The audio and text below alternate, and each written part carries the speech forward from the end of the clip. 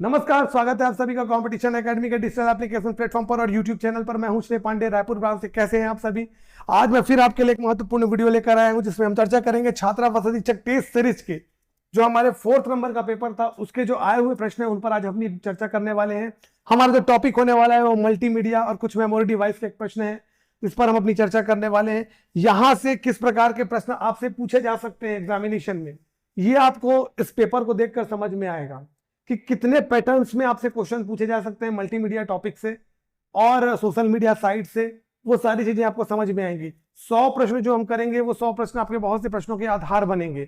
ये मान के चलिए बहुत सी चीजें आपको नई पता चलने वाली हैं इस वीडियो लेक्चर में। तो प्रारंभ से लेकर अंत तक वीडियो में पूरी तरह से बने रहेंगे। वीडियो अच्छा लगता है तो लाइक करें, कमेंट करें, वीडियो को शेयर करें। जितने लोगों तक ये वीडियो पहुंचेगा उतनी अच्छी बात लगेगी, मुझे अच्छा लगेगा, मेरा मेहनत क्या होगा, सफल हो जाएगा। आप एक काम करिएगा, आप सभी अपना एक पेज ओपन कर लीजिए। पेज में 1 से लेकर 100 तक की नंबरिंग कर लीजिए और मेरे साथ साथ प्रश्नों को बनाते चलिए। तो इस प्रकार से आपका ऑनलाइन टेस्ट भी यहां पर हो जाएगा। ठीक है कि नहीं? चलिए आगे बढ़ते, एक एक करके क्वेश्चन लेते हैं।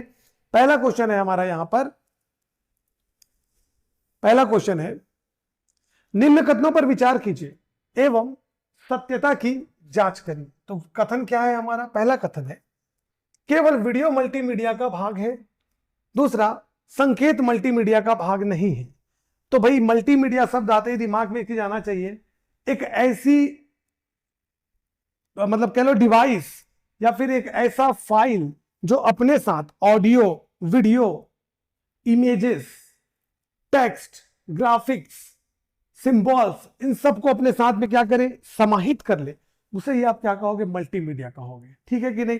तो मल्टीमीडिया, पहला लाइन कह रहे केवल वीडियो मल्टीमीडिया का भाग है तो गलत हो जाएगा। मल्टीमीडिया के तो भाग बहुत सारी चीज हो सकता है, टेक्स्ट हो सकता है, ग्राफिक्स हो सकता है, कुछ भी हो सकता है। और संकेत मल्टीमीडिया का भाग नहीं है तो ये कथन भी गलत हो जाएगा, क्योंकि संकेत मल्टीमीडिया का भाग नहीं है ये कहना गलत है, क्योंकि सिंबल्स भी मल्टीमीडिया में आएंगे। तो हमारा कथन एक और कथन दो दोनों क्या हो जाएगा? हमारा गलत हो जाएगा। उत्तर यहां पर हो जाएगा हमारा डी। कथन एक और कथन दो दोनों ही हमारे गलत है। अगला क्वेश्चन लेते हैं। अगला क्वेश्चन है हमारा, कोरल ड्रॉ का प्रयोग किस कार्य के लिए किया जाता है? टेक्स्ट एडिटिंग के लिए, एनिमेशन बनाने के लिए, वीडियो एडिटिंग करने के लिए, डेस्कटॉप पब्लिशिंग करने के लिए। अपना उत्तर दीजिए आप। यहां पर हमारा आंसर हो जाएगा डी।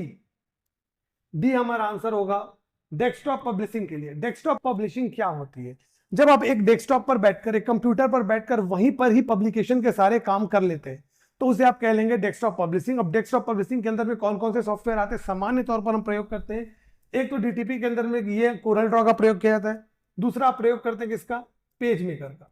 जैसे कि आपको कोई बुक बनानी है तो बुक बनाने के लिए उसके अंदर के कंटेंट तैयार करने हैं तो उसके लिए जो वर्ड प्रोसेसिंग सॉफ्टवेयर का प्रयोग करोगे वो कहलाएगा हमारा पेज मेकर। ये भी डीटीपी का एक सॉफ्टवेयर है। साथ ही सामने आपको बुक बनानी तो बुक का फ्रंट पेज डिजाइन करना है, कलर्ड फुल डिजाइन करनी है तो उसके लिए आप ग्राफिक्स इमेज बनाएंगे सॉरी वो बनाएंगे आप किसमें? कोरल ड्रॉ में। तो ये हो जाएगा हमारा डेस्कटॉप पब्लिशिंग सॉफ्टवेयर। अगला प्रश्न लेते हैं। अगला प्रश्न है हमारा, निम्नलिखित में से क्या सही है आपको ये बताना है। पहला क्वेश्चन है इसमें से हमारा कि सीडी रोम में डेटा को मिटाया नहीं जा सकता। दूसरा, सीडी आरडब्ल्यू में डेटा को पुनः मिटाया एवं लिखा जा सकता है। सीडी आर में हम डेटा को सिर्फ एक बार पढ़ सकते हैं। नीचे 4 ऑप्शन है, अपना उत्तर आपको देना है। चलिए आंसर करिए आप। पहला मैं अब यहां पर मैं अपना आंसर करता हूं, आपने अपना लगा लिया होगा।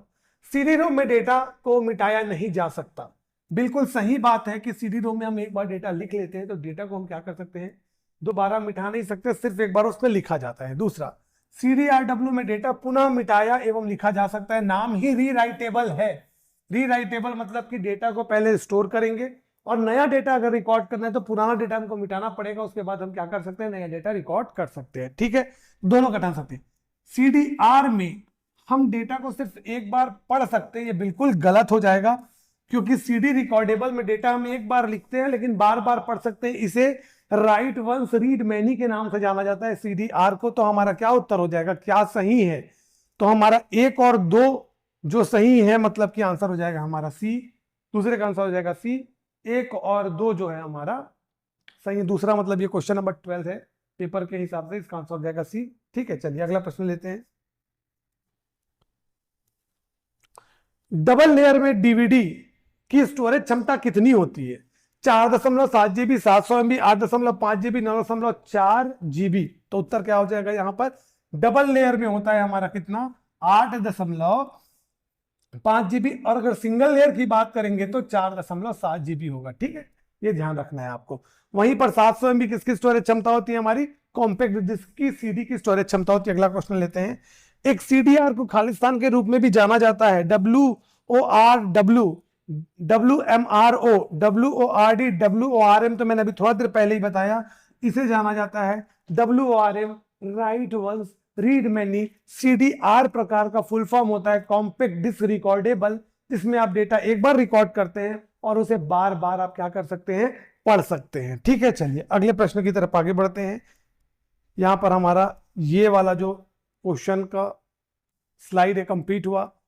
जिनको स्क्रीनशॉट लेना, स्क्रीनशॉट ले लीजिए। अगले प्रश्न में मैं आगे बढ़ता हूं। अगला प्रश्न है मेरा, मल्टीमीडिया शब्द का प्रयोग करने वाले प्रथम व्यक्ति कौन है? ऑप्शन है Jack Rosen, Bob Goldstein, Bob Dylan, Adam Smith. तो अपना आंसर करिए आप लोग। यहां पर उत्तर हो जाएगा जी, यहां पर उत्तर हो जाएगा बॉब गोल्डस्टीन। बॉब गोल्डस्टीन एक संगीतकार है। इन्होंने पहली बार मल्टीमीडिया शब्द का प्रयोग किया था अपने एक शो में। ठीक है, और उस शो में पहली बार उन्होंने किसका प्रयोग किया था? पहली बार मल्टीमीडिया शब्द प्रयोग किया। किसके लिए? जो हमारे मल्टीमीडिया ऑब्जेक्ट्स हैं उनके लिए। ठीक है, मतलब कि म्यूजिक के लिए ही जनरली इन्होंने पहली बार प्रयोग किया था। बात है 1966 की, बात है 1966 की। और इनका जो शो था नाम था उसका लाइट वर्क्स। लाइट वर्क्स नाम के एक शो में इन्होंने पहली बार मल्टीमीडिया शब्द का प्रयोग किया था। चलिए अगले प्रश्न की तरफ आगे बढ़ते हैं। अगला प्रश्न क्या कहता है? चुंबकीय डिस्क पर किस पदार्थ की परत चढ़ी रहती है? ऑप्शन है iron oxide, option B chromium dioxide, option C केवल ए, ऑप्शन डी ए और बी दोनों। ठीक है, क्या आंसर होगा इसका? तो सामान्य तौर पर अपना आंसर करिए आप लोग। सामान्य तौर पर जो स्टूडेंट्स हैं वो सब लगाएंगे ऑप्शन ए, पर यहां पर ध्यान देंगे कि आयरन ऑक्साइड और क्रोमियम डाइऑक्साइड इन दोनों की ही परत किस पर चढ़ाई जाती है? हमारी चुंबकीय डिस्क पर। मतलब कि चुंबकीय डिस्क का मतलब कौन सा हो गया अपना? HDD, हार्ड डिस्क ड्राइव के ऊपर आयरन ऑक्साइड या क्रोमियम डाइऑक्साइड की हमें परत चढ़ाते, तो उत्तर क्या हो जाएगा? ए और बी दोनों। अगला प्रश्न है, 1 मेगाबाइट कितने किलोबाइट के बराबर होता है? 1 मिलियन, 2 की घात 10, 10 लाख, 1,48,576। तो बताइए क्या होगा? आंसर लगा लीजिए। तो इसका उत्तर होने वाला है जी बी, 2 की घात 10। कैसे बी 2 की घात 10? 1 MB अगर मैं लिखता हूं, 1 MB बराबर 1 मेगाबाइट कितने किलोबाइट है? कितना किलोबाइट बोल रहे हैं? तो 1 MB बराबर 1024 किलोबाइट के 24 KB के बराबर होता है। ये तो एकदम क्लियर है, KB के बराबर होता है। अब इस 1024 को मैं अगर लगभग 1000 मानूं, अगर मैं लगभग 1000 मानता हूं, तो इसको मैं 10 की घात 3 लिख सकता हूं। 10 की घात 3 KB लिख सकता हूं। साथ ही साथ जब मैं 2 की घात पे जाता हूं, तो 2 की घात 10 बराबर कितना होता है? 1024। तो मैं इसको लिख सकता हूं 1024 KB। तो 1 MB के इतने आंसर होंगे। 1 MB के एक आंसर होगा 1024 KB, दूसरा आंसर होगा लगभग 1000 KB, तीसरा आंसर होगा लगभग 10 की घात 3 KB और चौथा आंसर होगा 1024 KB। इस 1024 KB को मैं 2 की घात 10 भी बोल सकता हूं, 2 की घात 10 KB। डन? तो ये आप ध्यान में रखिएगा। चलिए अगले प्रश्न में आगे बढ़ते हैं। अगला प्रश्न है हमारा, सीडी का आविष्कार किस वैज्ञानिक ने किया? ऑप्शन है Herman Hollerith, James T Russell, Linus Torvalds, Dov Moran. बताइए क्या आंसर होगा आपका? ठीक है, तो यहां पर आ जाता है बी, हमारा आंसर होगा जेम्स रसेल ने। इन्होंने, जेम्स रसेल ने पहली बार सीडी का आविष्कार किया। साथ में अगर पूछा आपसे किस कंपनी ने किया, तो सोनी और फिलिप्स ये 2 कंपनीज थी। इन्होंने पहली बार इसका सीडी का आविष्कार किया। और दूसरी बात कहीं आपसे ये पूछ दे कि कब किया, तो आपको बोलना है 1982। 1982 में पहली बार इन्होंने सीडी को क्या किया? आविष्कार किया, जिस पर 1979 से इन्होंने काम प्रारंभ कर दिया था। परंतु इसका आविष्कार जब हमको दिखाई देता है, पहली बार जो लॉन्च हमको दिखाई देता है, वो हमको कब दिखाई देता है? 1982 में हमको दिखाई देता है। अगला प्रश्न लेते हैं, सीडी में सूचनाओं को पढ़ने लिखने के लिए कौन से रंग का लेजर बीम उपयोग में किया जाता है? नीला, बैगनी, हरा। इनमें से कोई नहीं। उत्तर क्या हो जाएगा जी? इनमें से कोई नहीं, क्योंकि लाल लेजर बीम का हम प्रयोग करते हैं। अगला लेते हैं, इनमें से कौन सी GUI की विशेषता नहीं है जो यूजर के लिए एक प्रोग्राम सिखाना आसान बनाता है? पहला, WISIWYG, वाइसिक formatting, dialog box, details, keystroke and commands, icons. तो भाई ग्राफिकल यूजर इंटरफेस जैसा ही नाम आएगा, तो भाई यहां पर आप लोग ग्राफिक्स का प्रयोग तो करोगे। किसको? अपने ऑपरेटिंग सिस्टम को या फिर अपने सिस्टम को मैनेज करने के लिए आप ग्राफिक्स का प्रयोग करोगे। तो सबसे पहला आप आइकन्स का तो प्रयोग करोगे। क्या विशेषता नहीं है बोल रहे हैं, ठीक है, आइकन्स का प्रयोग करोगे ही, ये हमारा विशेषता हो जाएगा। दूसरा, डायलॉग बॉक्सेस का आप प्रयोग करोगे ही, ये भी हमारा सत्य हो जाएगा। डिटेल्ड की स्ट्रोक और कमांड्स, आप की स्ट्रोक्स और कमांड्स का प्रयोग नहीं करोगे। आप कमांड्स का प्रयोग किस में करोगे? आप करोगे डॉस में। डॉस क्या है? एक कमांड लाइन ऑपरेटिंग सिस्टम है। तो यही इसकी विशेषता नहीं है, आंसर हो जाएगा सी। अब बात करते हैं वॉइस स्ट्रिंग फॉर्मेटिंग की। वॉइस स्ट्रिंग फॉर्मेटिंग क्या होता है? इसका फुल फॉर्म क्या होता है? What you see is what you get। क्या? What you see is what you get, इसका फुल फॉर्म होता है जो आपको जैसा दिखता है आप उसे वैसा ही प्राप्त कर सकते हैं। कहने का यह मतलब, डेस्कटॉप पब्लिशिंग में आप जब बैठ रहे होते हैं तो आप एक वर्ड फॉर्मेट तैयार करते हैं। उस वर्ड फॉर्मेट में जो भी आपके एप्लीकेशन या फिर आपने कोई भी वर्ड डॉक्यूमेंट तैयार किया है, जो डॉक्यूमेंट आप डिजिटली जैसा देख पा रहे हैं वैसे उसे हार्ड कॉपी में भी प्राप्त कर सकते हैं। तो जो आप देख रहे हैं वैसी का वैसा आप डायरेक्ट प्राप्त कर लेते हैं। ये फैसिलिटी हमारी कहलाती है वॉइस स्ट्रिंग फॉर्मेटिंग, ठीक है। चलिए अगले प्रश्न की तरफ आगे बढ़ते हैं। मल्टीमीडिया कंटेंट के डिजिटलीकरण के किन सिद्धांतों का उपयोग किया जाता है? सैंपलिंग, क्वांटाइजेशन, केवल दो, केवल एक, वन और ना ही टू, एक और दो, दोनों, ठीक है। क्या आंसर होगा इसमें? देखिए सबसे पहले बात आता है कि मल्टीमीडिया के कंटेंट के डिजिटलीकरण की आवश्यकता क्यों पड़ती है। सबसे पहले अगर मेरे पास कोई ऑब्जेक्ट है, ठीक है, मेरे पास एक कार है, कार एक ऑब्जेक्ट है। इस ऑब्जेक्ट का मैं जब फोटो खींचूंगा, किससे? कैमरे से मैं इसका फोटो खींचता हूं, या मोबाइल के कैमरे से इसका मैं फोटो खींचता हूं। तो जब इसकी तस्वीर ली जाएगी, ये कौन सा फॉर्म है डेटा का? तो ये फॉर्म है एनालॉग फॉर्म, ठीक है, एनालॉग फॉर्म। एनालॉग फॉर्म जो है, क्या एनालॉग फॉर्म को हम डायरेक्ट कंप्यूटर के अंदर डाल सकते हैं? क्या नहीं डाल सकते? हमारा उद्देश्य क्या है? इमेज को कंप्यूटर के अंदर में डालना, और इसके अंदर में इमेज किस रूप में जाएगा? डिजिटल रूप में जाएगा। तो इस एनालॉग इमेज को डिजिटल इमेज में कन्वर्ट करने के लिए हम मल्टीमीडिया का क्या करते हैं? डिजिटलीकरण करते हैं। और डिजिटलीकरण करने के लिए हम दो टेक्निक का प्रयोग करते हैं। अगर मैं बोल देता हूं डिजिटलीकरण, तो ये दोनों टेक्निक को अपने अंदर में समाहित करेगा, सैंपलिंग और क्वांटाइजेशन। तो sampling plus quantization equals to digitization, ठीक है, याद रखना। Sampling plus quantization equal to digitization. डिजिटलीकरण करने के लिए सैंपलिंग भी करना पड़ेगा, क्वांटाइजेशन भी करना पड़ेगा। सैंपलिंग एक तकनीक होती है जिसके माध्यम से हम इसके पिक्सल्स को सेट करते हैं, ठीक है, पिक्सल्स को सेट करते हैं। और वहीं क्वांटाइजेशन एक तकनीक होती है जिसके माध्यम से हम उसके एम्पलीट्यूड्स को सेट करते हैं, ठीक है, या फिर कलर्स को सेट करते हैं।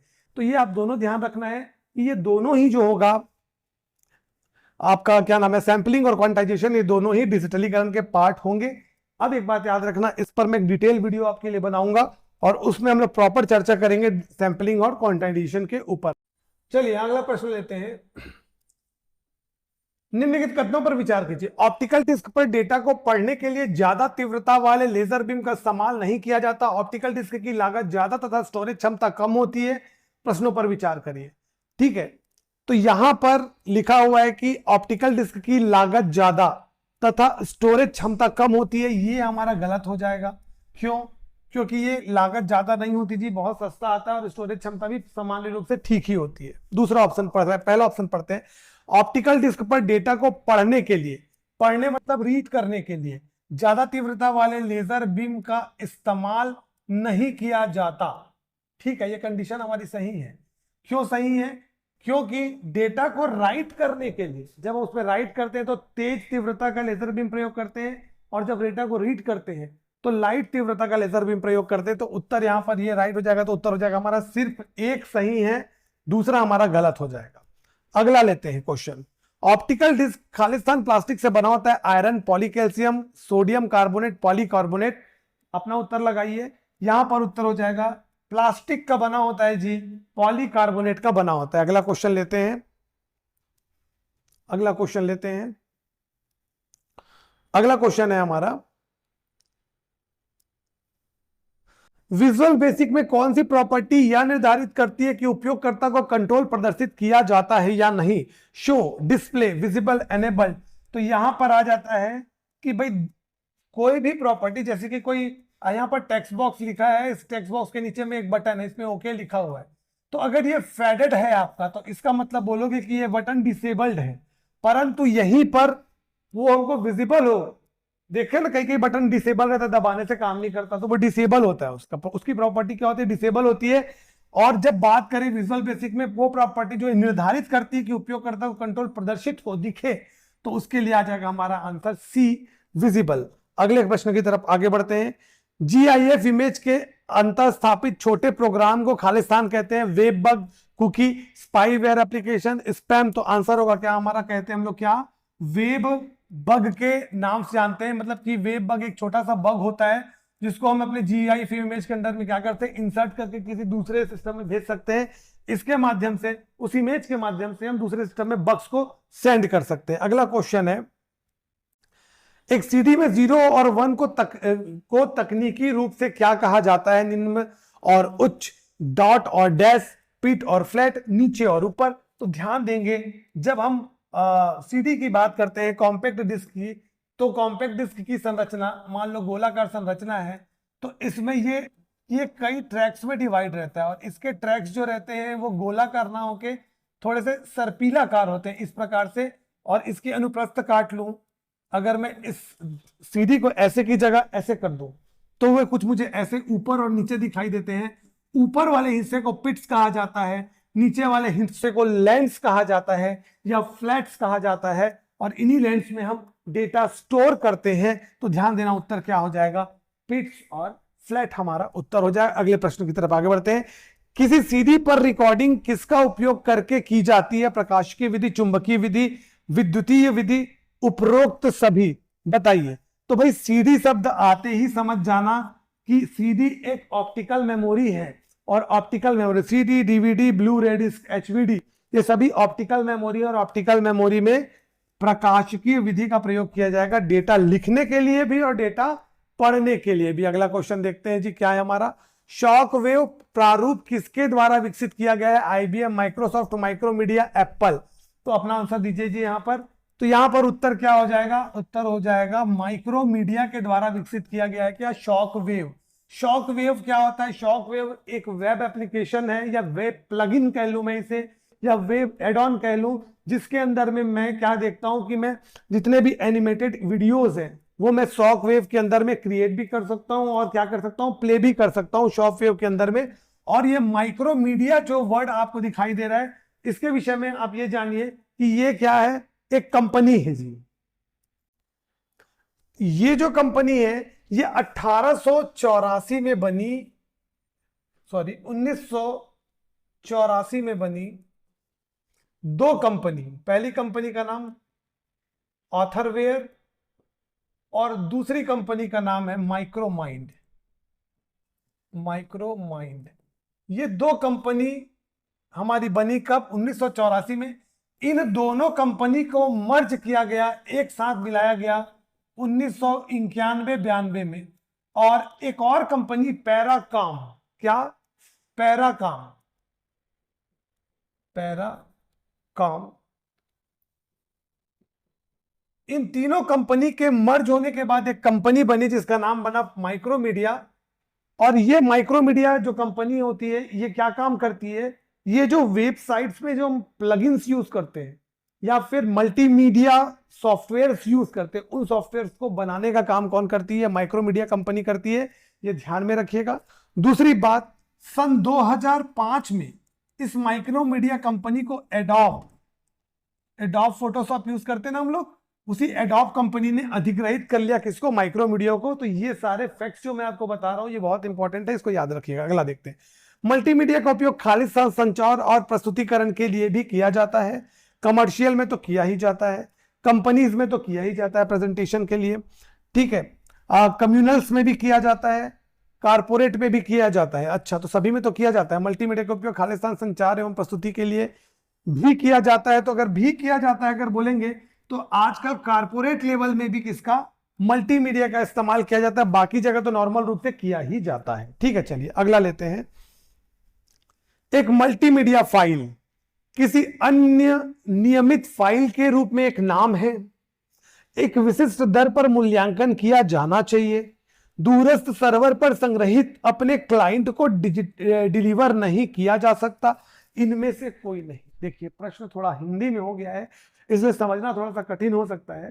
किसी अन्य नियमित फाइल के रूप में एक नाम है, तो भाई मल्टीमीडिया, ये क्या मल्टीमीडिया क्या एक नाम ही बस है क्या, कि कोई फाइल है उसके नाम को आप मल्टीमीडिया बोलोगे? नहीं, मल्टीमीडिया कंटेंट करता है text, image, graphics, video, animation, ये सारी चीजों को। तो ये तो पहला ऑप्शन हमारा बिल्कुल एक सिरे से हो जाता है क्या, गलत हो जाता है, ठीक है। दूसरा, एक विशिष्ट दर पर मूल्यांकन किया जाना चाहिए, इसको थोड़ी देर बाद बताता हूं, यही हमारा उत्तर है, ठीक है। क्या है इसका मतलब, दूरस्थ सर्वर पर संग्रहित अपने क्लाइंट को डिलीवर नहीं किया जा सकता, ये कथन हमारा गलत है, क्योंकि हम कोई भी मल्टीमीडिया फाइल हम किसी भी सर्वर के माध्यम से एक सिस्टम से दूसरे सिस्टम भेज सकते हैं। तो ये बात है कि एक विशिष्ट दर पर मूल्यांकन किया जाना चाहिए, इसको समझते हैं। विशिष्ट दर मतलब होता है जी, देखिए जैसा प्रश्न रहता है ना, प्रश्न के आधार पर हमको समझना होता है कि ये क्या कहना चाह रहा है। तो दर मतलब होता है रेट, और रेट वाली बात आती है मल्टीमीडिया के जब ट्रांसफर हम करते हैं तो वहां पर ट्रांसफर रेट की बात आती है और फ्रेम के रेट की बात आती है, ठीक है। फ्रेम्स के रेट हमने देखा है ना, जैसे कि मैं बोलूंगा 60 FPS, 60 फ्रेम पर सेकंड, तो ये क्या हो गया, उसका फ्रेम रेट हो गया। तो कोई भी मल्टीमीडिया का मूल्यांकन हम किस पर करते हैं, उसके फ्रेम रेट पर। अगर वो 120 FPS है तो मतलब उसकी क्वालिटी 60 FPS से क्या होगी, ज्यादा होगी। तो दर के आधार पर मूल्यांकन किया जाना चाहिए किसका, मल्टीमीडिया ऑब्जेक्ट्स का, उस कंडीशन में जब वो डिस्प्ले हो रहा है तब, और उस कंडीशन में जब वो सेंड किया जा रहा है तब, ठीक है। चलिए अगले प्रश्न की तरफ आगे बढ़ते हैं। अगला प्रश्न लेते हैं, ऑडियो वीडियो इंटरलीव निम्न में से किसके द्वारा विकसित किया गया है, लोटस, माइक्रोसॉफ्ट, IBM, एप्पल।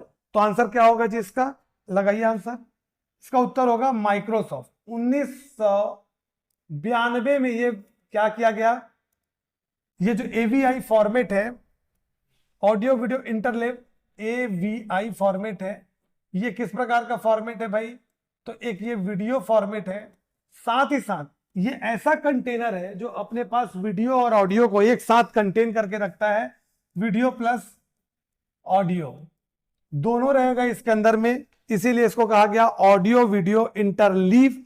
इनमें से किसके द्वारा विकसित किया गया, माइक्रोसॉफ्ट के द्वारा 1992 विकसित किया। ये वीडियो सीडी, ये जो वीडियो होती है सामान्यतया VCD में प्रयोग की जाती है, साथ ही इन MPEG प्रकार का भी, MPEG-1 प्रकार का भी वीडियो जो है वो सीडीज में प्रयोग किया जाता है, ये ध्यान में रखिएगा। चलिए अगले प्रश्न की तरफ आगे बढ़ते हैं, एक स्क्रीनशॉट मारना चाहें तो मार लीजिए। अगला प्रश्न लेते हैं। अगला प्रश्न है, निम्न में से कौन सा कथन सत्य है, आपको बताना है। पहला, हेल्पर्स और प्लगइन एक ही अवधारणा है, मल्टीमीडिया ऑब्जेक्ट को चलाने के लिए समय समय पर आपको एक नया प्लगइन स्थापित करने की आवश्यकता हो सकती है। मल्टीमीडिया सामग्री चलाने के लिए ब्राउजर सभी आवश्यक प्लगइन के साथ आते हैं। प्लगइन को वायरस जांचना एक अच्छा विचार नहीं है क्योंकि यह मल्टीमीडिया ऑब्जेक्ट वितरित करता है। तो देखिए यहां पर समझिएगा कि आपको बताना है कि कौन सा कथन सत्य है, ठीक है। हेल्पर्स और प्लगइन्स ये दोनों एक हो ऐसा नहीं है, ये दोनों अलग अलग चीज है। तो पहला कथन हो सकता है हमारा असत्य है। क्यों, प्लगइन्स क्या होता है, सबसे पहले प्लगइन्स ऐसे छोटे स्क्रिप्टेड सॉफ्टवेयर्स होते हैं जो कि किसी वेब ब्राउजर की सहायता के लिए बनाए जाते हैं, ठीक है। आप प्लगइन सर्च करेंगे तो आपको बहुत सारे, जैसे कि adobe flash player, adobe flash player एक प्लगइन है। अगर आपको गूगल पे सॉरी गूगल क्रोम के अंदर में अगर आपको एक एनिमेटेड वीडियो चलाना है, देखना है, क्रोम के अंदर में देखना है, तो उसके लिए एक वीडियो प्लेयर लगेगा उसमें। तो वो वीडियो प्लेयर है ना, वही क्या कहला रहा है, हमारा प्लगइन कहला रहा है। इसे एड-ऑन्स भी कहते हैं। ये प्लगइन्स माइक्रोमीडिया जैसी कंपनीज जो है वो बनाती हैं, ऑथरवेयर जिन्हें कहा जाता है। ये ऑथरवेयर कंपनीज के माध्यम से बनाई जाती हैं, और बनाने के बाद फिर हम इसको किसमें, अपना गूगल क्रोम में हम यूज कर पाते हैं। तो पहला तो गलत हो गया। मल्टीमीडिया ऑब्जेक्ट को चलाने के लिए समय समय पर आपको इन नया प्लगइन स्थापित करने की आवश्यकता हो सकती है, बिल्कुल हो सकती है। ये जो है हमारा सत्य है। दूसरा, तीसरा ऑप्शन, मल्टीमीडिया सामग्री चलाने के लिए ब्राउजर सभी आवश्यक प्लगइन के साथ आते हैं, बिल्कुल गलत है। नॉर्मल ब्राउजर हम डाउनलोड करते हैं और उसके साथ हमें प्लगइन्स को क्या करना पड़ता है, क्रोम हम डाउनलोड कर लेंगे, प्लगइन्स को ऐड करना पड़ता है खुद से, या फिर इंटरनेट के माध्यम से स्वयं ऐड हो जाता है। जैसे कि मैं जावा की भी बात कर लूं, तो जावा भी एक प्लगइन्स के अंदर में आता है और वो भी हमारा ऐड हो जाता है। उसके बाद हम जावा की सारी स्क्रिप्ट उसमें चला पाते हैं। प्लगइन को वायरस जांचना एक अच्छा विचार है, तो प्लगइन से वायरस का दूर दूर तक कोई संबंध नहीं है, और उससे प्लगइन्स के माध्यम से हम एंटीवायरस सॉफ्टवेयर हमारा प्लगइन नहीं है, और प्लगइन के माध्यम से वायरस की जांच हम नहीं कर सकते हैं। ठीक है, चलिए अगले प्रश्न की तरफ आगे बढ़ते हैं। अगला प्रश्न क्या कहता है हमारा, मल्टीमीडिया कंप्यूटर में टीवी प्रोग्राम देखने के लिए कौन सा कार्ड लगाना पड़ता है, video card, TV tuner card, इनमें से कोई आंसर करिए आप लोग। यहां पर आंसर होगा, वीडियो देखने के लिए हम टीवी ट्यूनर कार्ड का प्रयोग करते हैं। अगला प्रश्न लेते हैं। अगला प्रश्न क्या है हमारा यहां पर, हाँ अगला प्रश्न है, हाइपर टेक्स्ट के आविष्कारक टेड नेल्सन है। हाइपर टेक्स्ट और मल्टीमीडिया को हाइपर लिंक जोड़ता है। छवि की स्केलिंग कंप्रेशन के बाद की जाती है। इस पर आपके 4 ऑप्शन दिए हुए हैं, आप अपना अपना उत्तर बताइए यहां पर। ठीक है, क्या होगा आपका उत्तर यहां पर, चलिए क्या सत्य है। तो पहली बात तो यह है कि हाइपर टेक्स्ट के आविष्कारक टेड नेल्सन है। यह कथन हमारा क्या है जी, सत्य है। हाइपर टेक्स्ट और मल्टीमीडिया को हाइपर लिंक जोड़ता है, यह कथन हमारा बिल्कुल भी गलत है। हाइपर टेक्स्ट किसको कहेंगे, ठीक है, हाइपर टेक्स्ट किसको कहेंगे, तो जैसे कि हम गूगल क्रोम में कोई भी चीज सर्च करते हैं, ठीक है, जैसे मैंने प्लगइन सर्च किया, तो यहां पर जो ये नीले रंग में लिखा हुआ दिखाई दे रहा है, यही क्या है, हमारा हाइपर टेक्स्ट है। और ये हाइपर टेक्स्ट हमारे नेक्स्ट वेब पेज की क्या करता है, एड्रेस को स्टोर करके रखता है। ठीक है, तो यहां पर यह कथन भी हमारा क्या हो जाता है, गलत हो जाता है। छवि की स्केलिंग कंप्रेशन के बाद होती है, कथन गलत है। सैंपलिंग और स्केलिंग जो होती है वो कंप्रेशन के पहले की जाती है। ठीक है, तो हमारा एक ही उत्तर सही है, तो केवल एक सत्य होगा। अगले प्रश्न की तरफ आगे बढ़ते हैं। निम्न में से professional digital video editing software कौन सा है, Adobe Photoshop, cool edit, Adobe Premiere, इनमें से कोई नहीं, अपना आंसर करिए। मेरा उत्तर है यहां पर, उत्तर होगा हमारा एडोब प्रीमियर। ठीक है, ये तो एडोब प्रीमियर के माध्यम से हम वीडियो एडिटिंग कर सकते हैं। एडोब कंपनी का ही है ये, जिसके माध्यम से वीडियो एडिटिंग सॉफ्टवेयर है। वहीं पर एडोब फोटोशॉप है जो फोटो एडिटिंग सॉफ्टवेयर के रूप में प्रयोग किया जाता है। स्क्रीनशॉट ले लीजिए। अगले प्रश्न की तरफ, अगले स्लाइड की तरफ मैं आगे बढ़ता हूं। अगला प्रश्न लेते हैं, सीधी रेखाओं अथवा वक्र रेखाओं के सेट से, सीधी रेखाओं और वक्र रेखाओं के सेट के माध्यम से दर्शाई गई इमेज क्या कहलाती है, bitmap image, digital image, vector image, इनमें से कोई नहीं। तो ध्यान दीजिएगा, आंसर करिए अब अपना। मैं अपना बताता हूं कि यहां पर इमेज के प्रकार की बात करें या ग्राफिक्स के प्रकार की बात करें, तो ग्राफिक्स 2 प्रकार से बनती है हमारी। एक कहलाती है वेक्टर ग्राफिक्स और दूसरा कहलाता है हमारा raster graphics. Raster graphics, vector graphics. जब हम इमेज को बनाने की प्रक्रिया करते हैं और उसमें हम किसका प्रयोग करते हैं, पिक्सल्स के माध्यम से इमेज बनाते हैं, छोटे छोटे पिक्सल्स को जोड़कर इमेज को बनाते हैं, तो उसे हम क्या कहते हैं, रास्टर ग्राफिक्स। और वहीं पर हम लाइंस एंड कर्व्स का प्रयोग करके जो इमेज बनाते हैं उन्हें हम क्या कहते हैं, वेक्टर ग्राफिक्स कहते हैं। 2 प्रकार से कहते हैं। इसमें ज्यादा स्मूथ और ज्यादा अच्छा कौन सा दिखाई देता है, हमें वेक्टर ग्राफिक्स दिखाई देता है अपेक्षाकृत किसके, रास्टर ग्राफिक्स से। तो ये पिक्सल से अगर कभी बनने वाला क्वेश्चन आए, ये बहुत ही महत्वपूर्ण हो सकता है एग्जामिनेशन में, क्योंकि व्यापम ने कभी पिछले एग्जामिनेशन में इसे ऑप्शन के रूप में प्रयोग किया है, और जब वो ऑप्शन के रूप में प्रयोग करता है किसी को, तो भविष्य में चांसेस बनते हैं कि वो प्रश्न बनकर सामने आ जाएगा। ठीक है, चलिए, तो यहां पर क्या हो जाएगा, उत्तर हमारा हो जाएगा वेक्टर ग्राफिक्स। ठीक है, चलिए आगे बात करते हैं। हाँ, कंप्यूटर में ग्राफिक्स मुख्यतः कितने प्रकार के होते हैं, तो वही वाली दो बात होगी, रास्टर ग्राफिक्स और वेक्टर ग्राफिक्स दो प्रकार के होते हैं। अगला लेते हैं क्वेश्चन। खालिस्तान एनिमेशन को सेल अथवा पिक्सल आधारित एनिमेशन भी कहा जाता है। 2D, 3D, 4D, 5D, अपना आंसर कीजिए। यहां पर उत्तर हो जाएगा जी 2D। ठीक है, 2D जो ग्राफिक्स होता है वो पिक्सल्स आधारित एनिमेशन भी कहा जाता है, सेल और पिक्सल। और ये ग्राफिक्स कौन सा ग्राफिक्स होगा जी आपका, जो भी मैंने बताया आपको, रास्टर ग्राफिक्स के अंदर में आएगा। चलिए अगला क्वेश्चन लेते हैं। VFX निम्न में से किस प्रकार के एनिमेशन के अंतर्गत आता है? Motion graphic, stop motion application, traditional animation और कंप्यूटर एनिमेशन। अपना आंसर कीजिए, बहुत ही सामान्य से प्रश्न है। उत्तर हो जाएगा क्या हमारा, कंप्यूटर एनिमेशन के अंदर में आता है VFX। VFX का मतलब होता है क्या, विजुअल इफेक्ट्स। आपने मूवीज में सुना होगा CGI प्लस VFX, ठीक है, तो ये कंप्यूटर जनरेटेड इमेजिनरी कहलाता है CGI। आपने मूवीज में देखा होगा कि पीछे में ग्रीन स्क्रीन लगा देते हैं और उसके बाद फिर कंप्यूटर जनरेटेड इमेजिनरी हम बनाते हैं, उसे हम लोग CGI कहते हैं। CGI प्लस VFX, ये पूरा काम होता है कंप्यूटर एनिमेशन में। चलिए स्क्रीनशॉट ले लीजिए, अगले प्रश्न की तरफ आगे बढ़ता हूं। अगला प्रश्न है मेरा,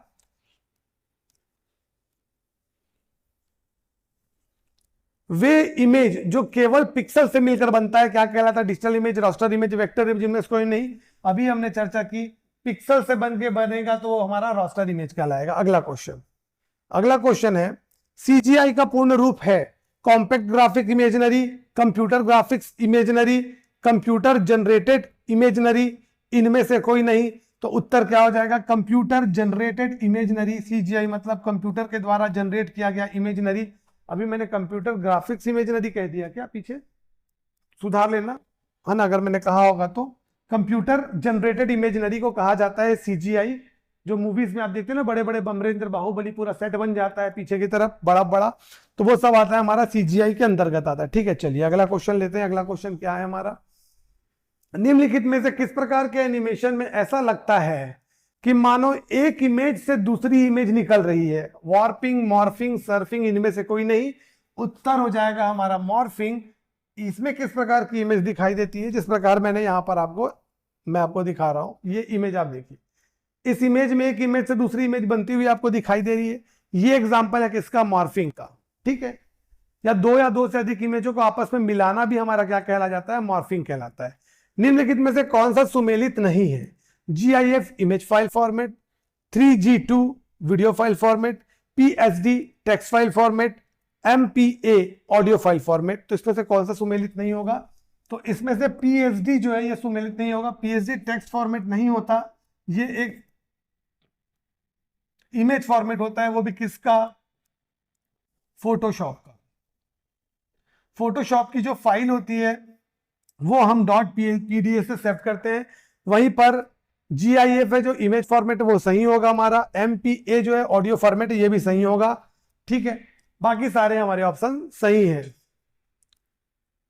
GIF का फुल फॉर्म अगर पूछेंगे तो ग्राफिक्स इंटरचेंज फॉर्मेट। ठीक है, अगला क्वेश्चन है हमारा, GIF फाइल फॉर्मेट द्वारा सपोर्ट कलर्स की अधिकतम संख्या होती है। ऑप्शन है 255, 720, 256, इनमें से कोई नहीं। उत्तर क्या हो जाएगा जी हमारा, C 256 जो होती है वो होती है इसमें टोटल GIF में फाइल फॉर्मेट द्वारा सपोर्ट कलर की संख्या। PCM का पूर्ण रूप क्या है? Picture code modulation, photo code modulation, pulse code modulation, उपरोक्त सभी। आंसर हो जाएगा हमारा C, पल्स कोड मॉड्यूलेशन। क्या होता है पल्स कोड मॉड्यूलेशन और क्यों यूज किया जाता है?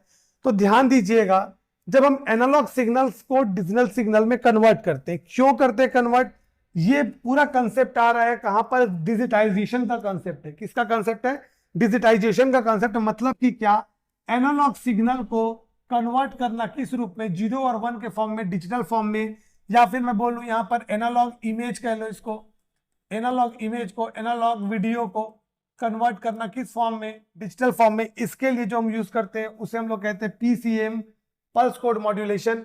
ये वो प्रक्रिया है जो डिजिटाइजेशन की प्रक्रिया, जो सैंपलिंग प्लस क्वांटाइजेशन को अपने अंदर समाहित रखता है, और अंतिम प्रक्रिया जो उसमें होती है एनकोडिंग की प्रक्रिया, जिसमें एनालॉग सिग्नल को डिजिटली सिग्नल में कन्वर्ट किया जाता है, डिजिटल डेटा के रूप में कन्वर्ट किया जाता है, ताकि कैमरा से खींचे हुए फोटो को हमारा कंप्यूटर या हमारे अपना मोबाइल के अंदर में हम उसे समझ सके, हम देख सके, डिजिटली कन्वर्ट कर सके, डिजिटली देख सके। इसलिए हम किसका यूज करते हैं, पीसीएम पल्स कोड मॉड्यूलेशन का प्रयोग करते हैं। तो ये ध्यान में रखिएगा। अगला प्रश्न लेते हैं।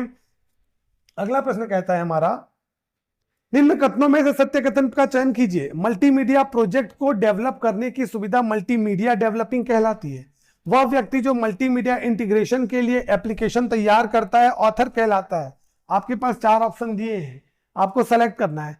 तो भाई पहली बात आ गई कि मल्टीमीडिया प्रोजेक्ट को डेवलप करने की सुविधा मल्टीमीडिया डेवलपिंग कहलाती है। यह बिल्कुल गलत है, मल्टीमीडिया डेवलपिंग नहीं कहलाती है। और वह व्यक्ति जो मल्टीमीडिया इंटीग्रेशन के लिए एप्लीकेशन तैयार करता है उसे ऑथर कहते हैं, और जिस एप्लीकेशन में वो काम करता है उसे ऑथरवेयर कहते हैं। क्या कहते हैं जी, ऑथरवेयर। संलेखन उपकरण कहते हैं। क्या कहते हैं जी, संलेखन, हिंदी में पेपर में आता है, संलेखन उपकरण कहते हैं। तो पहला कथन हमारा असत्य हो गया और दूसरा कथन हमारा सत्य हो गया। आंसर क्या हो जाएगा, बी। ठीक है, स्क्रीनशॉट ले लीजिए इसका। अगला क्वेश्चन लेते हैं। अगला क्वेश्चन है हमारा, सूची 1 को सूची 2 से सुमिलित करिए। यहां पर कुछ फाइल्स दी हुई हैं और यहां पर हमको क्या दिया हुआ है, आपका एक्सटेंशन दिया हुआ है। ठीक है, तो भाई पहला है टेक्स्ट फाइल, दूसरा वीडियो फाइल, तीसरा ऑडियो फाइल। टेक्स्ट फाइल का एक्सटेंशन इनमें से कौन सा है, तो पहले का तो पहला ही हो जाएगा जेएस। जेएस क्या होता है, जावास्क्रिप्ट फाइल्स होती है और ये नोटपैड में लिखी जाती है, इसलिए टेक्स्ट फॉर्मेट होगा। दूसरा .rm, ठीक है, तो rm का फुल फॉर्म क्या होता है, real media. Real media player का जो फाइल होता है उसको .rm के नाम से जानते हैं, तो ये हमारा दूसरा भी सही है। और ऑडियो फाइल के रूप में audio internet file format AIF, ये भी हमारा सही होगा। तो मतलब ये तीनों के तीनों सही है। 1 2 3, 1 2 3 आंसर हो जाएगा हमारा ए। अगले प्रश्न की तरफ आगे बढ़ते हैं। सुमिलित कीजिए। I frame, delta frame, P frame पिछले अगले दोनों फ्रेम का उपयोग करता है। बी फ्रेम मतलब कम से कम संपीड़ित। तो यहां पर फ्रेम की बात हो रही है, तो फ्रेम मतलब समझ जाइएगा, जब भी हम कोई वीडियो बनाते हैं तो वीडियो जो होता है ना, वो स्टिल इमेजेस को जब एक साथ कंप्रेस करते हैं तब जाके हमारा वीडियो बनता है। मतलब जब हम कैमरे से वीडियो ले रहे होते हैं ना, तो अब ये मान के चलिए वो भारी स्पीड में बहुत जल्दी जल्दी जल्दी जल्दी क्या करता है, फोटोज खींचता है, और उन पूरे स्टिल इमेजेस को एक साथ हम क्या कर देते हैं, जोड़ देते हैं, कंप्रेस कर देते हैं और एक वीडियो बनाते हैं। उसको मैं समझाना चाहूंगा आपको समझाना चाहूंगा कि यहां पर एक इमेज देखिए आप, यहां पर 1 2 3 4 इमेज दिख रही है और चारों इमेज में अलग अलग फ्रेम यूज किया गया है। सबसे पहला फ्रेम होता है आई फ्रेम। आई फ्रेम को बोलते हैं इंट्रा फ्रेम। क्या बोलते हैं जी, इंट्रा फ्रेम। तो इंट्रा फ्रेम जो होता है ये सबसे कम संपीड़ित होता है, सबसे कम कंप्रेस होता है। ठीक है, ये इंडिविजुअल होता है। ठीक है, ये इंडिविजुअल होता है। और ऐसा फ्रेम जो पहले फ्रेम के डेटा का उपयोग करता है उसको बोलते हैं हम लोग प्रिडिक्टिव फ्रेम या फिर पी फ्रेम के नाम से। ठीक है, और वहीं पर तीसरा फ्रेम जो होता है बाई डायरेक्शनल फ्रेम कहा जाता है। ये क्या करता है, पहले फ्रेम और दूसरे फ्रेम, दोनों फ्रेम के डेटा का उपयोग करता है अपने आप को, इमेज को प्रदर्शित करने के लिए। अब देखिए, जैसे कि आई फ्रेम में आप एक येलो वाला ये देख रहे हैं और यहां पर 3 डॉट्स आप देख रहे हैं। तो दूसरा फ्रेम है जो पी फ्रेम है, इसने क्या किया हुआ है, इसने क्या किया हुआ है, एक नॉर्मल फ्रेम जैसे कि 3 डॉट्स इसके पास है, येलो वाला इमेज इसने यहीं पर का यूज किया हुआ है और यहां पर 3 डॉट्स यूज किया हुआ है। अब जब चौथा डॉट अंदर आ रहा है वो किसके माध्यम से आ रहा है, बी फ्रेम के माध्यम से अंदर आ रहा है। तो बी फ्रेम होगा ये इस पी फ्रेम को अपने अंदर कंटेन करके रखेगा, और एक दूसरा इंडिविजुअल इंट्रा फ्रेम यहां पर ये भी आई फ्रेम है। एक आई फ्रेम, 2 आई फ्रेम के बीच में एक पी फ्रेम और एक बी फ्रेम। पी फ्रेम ने क्या किया, पहले इंट्रा फ्रेम का एड्रेस को अपने पास स्टोर करके रखा, इसके इमेज को की एक छवि को अपने साथ में कंप्रेस करके रखा, मिला के रखा। और वहीं पर जब बी फ्रेम आया, इस बी फ्रेम ने क्या किया, आई फ्रेम को एक दूसरे आई फ्रेम के इमेज को अपने ऊपर मतलब मॉर्फ होने दिया, और पी फ्रेम को भी मॉर्फो ने दिया। अब इस प्रकार से तीनों हो गए कंप्रेस। अब जब इसको एक साथ आप प्ले करोगे तो कैसे दिखेगा पता है? ये तीनों बॉल्स अंदर जा रहे हैं, किसके मुंह के अंदर में जा रहे हैं? इस येलो वाले जो कार्टून है, इस कार्टून के मुंह के अंदर जा रहे हैं, ऐसा एक साथ दिखेगा। तो इस प्रकार से तीन फ्रेम होते हैं। सबसे कम संपीड़ित होने वाला इंडिविजुअल फ्रेम कहलाता है आई फ्रेम। उसके बाद ऐसा फ्रेम जो दूसरे फ्रेम के एड्रेस का उपयोग करता है वो कहलाता है हमारा पी फ्रेम। और जो दोनों आई फ्रेम और पी फ्रेम के दोनों ही फ्रेम के एड्रेस को अपने पास क्या कर सकता है? होल्ड करके रखता है और दोनों फ्रेम को अपने साथ कंप्रेस करके रखता है, वो कहलाता है बाई डायरेक्शनल फ्रेम या बी फ्रेम कहलाता है। इस प्रकार से एक वीडियो बनाते समय में तीन फ्रेम दिखाई देते हैं। और अगर मैं वीडियो की बात करूं तो वीडियो जो रहता है बहुत सारे फ्रेम्स को एक साथ कंप्रेस किया जाता है, तो बन जाता है हमारा एक वीडियो तैयार होता है। तो उत्तर क्या हो जाएगा यहां पर? आई फ्रेम सबसे कम से कम संपीड़ित होता है, तो ए का हो जाएगा 3। पी फ्रेम पिछले अगले दोनों फ्रेम का उपयोग करता है, मतलब ये हो गया हमारा बी फ्रेम हो गया, तो इसका हो जाएगा 2 और पी का फिर हो जाएगा 1। डेल्टा फ्रेम कहा जाता है पी फ्रेम को, ठीक है। तो 3 2 1 देखिए कहां पर है? 3 2 1 यहां पर ये आंसर हो गया हमारा बी। चलिए अगला क्वेश्चन लेते हैं। देखिए छोटे छोटे कंसेप्ट्स हैं जी पेपर में जो आपसे पूछे जा सकते हैं, तो सब उनको ध्यान में रखना है, ठीक है कि नहीं। अगला प्रश्न लेते हैं। ऑथरवेयर किस प्रकार के संलेखन उपकरण का उदाहरण है? Card based tool box, card and page based tool box, icon based tool box, इनमें से कोई नहीं। चलिए अपना आंसर करिए। तो यहां पर सबसे पहले आपको क्या समझना पड़ेगा कि ऑथरवेयर के विषय में। ऑथरवेयर क्या होता है? तो ऑथरवेयर एक ऐसे टूल्स होते हैं जो आपको एक ऐसा इंटीग्रेटेड इन्वायरमेंट प्रदान करते हैं जिसके माध्यम से आप मल्टीमीडिया एप्लीकेशंस डेवलप कर सकते हो। किसके लिए? वेब पेज के लिए। आप एक ही लोकेशन पर text, graphics, video, animation, sound को एक जगह इंटीग्रेट करके आप कोई एप्लीकेशन डिजाइन कर सकते हो, और ये कहलाता है ऑथरवेयर। अब ऑथरवेयर में एक एग्जांपल आप ले सकते हो, भाई मैंने पहले ही बताया कि शॉकवेव का एग्जांपल ले सकते हो, फ्लैश प्लेयर का एग्जांपल ले सकते हो। ये सारे ऑथरवेयर टूल्स कहलाते हैं, ठीक है कि नहीं। तो यही कहा गया है कि ऑथरवेयर किस प्रकार के ऑथरिंग टूल का उदाहरण है, संलेखन टूल का एग्जांपल है। Card based tool box, card and page based tool box, icon based tool box. तो यहां पर ऑथरिंग टूल जो है सामान्य तौर पर आज यूज किया जाता है वो क्या? हमारा icon based tool box use किया जाता है। इसमें आइकन्स हमारे पास एक इंटीग्रेटेड डेवलपमेंट इन्वायरमेंट मिलता है, आईडीई प्राप्त होता है हमको, इंटीग्रेटेड डेवलपमेंट इन्वायरमेंट। यहां पर कुछ बॉक्सेस बने होते हैं, टेक्स्ट बॉक्स, कुछ चेक बॉक्स, इनको हम डायरेक्ट फैच करके लाके एक मल्टीमीडिया ऑब्जेक्ट क्या कर सकते हैं? क्रिएट कर सकते हैं। तो आइकन बेस्ड टूल बॉक्स जो हो गया हमारा, ये उत्तर हो जाएगा यहां पर। वैसे तो card based tool box, card and page based tool box जो होते हैं ये भी एग्जांपल होते हैं हमारे किसके? ऑथरवेयर के एग्जांपल होते हैं, ठीक है। 3 प्रकार के तो ये हमारे ऑथरवेयर टूल सामान्यतः प्रयोग किए जाते हैं।